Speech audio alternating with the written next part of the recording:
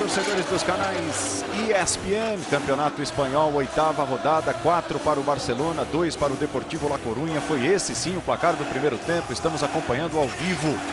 Já no início da noite deste sábado, o jogo começou às 22 horas pelo horário da Espanha, bola rolando às 5 da tarde pelo horário no Brasil, por enquanto, né? Amanhã a coisa já é diferente, a distância entre o horário do Brasil e o horário da Europa muda.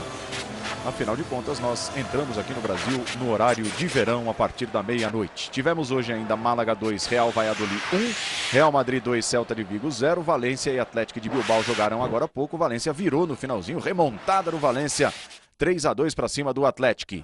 E a bola já está rolando para o segundo tempo. Você acompanha Deportivo La Coruña e Barcelona. 4 para o Barça, 2 para o Deportivo La Coruña. 2 gols marcados pelo Messi, 3 assistências do Fábregas. Que primeiro tempo fez o Fábregas.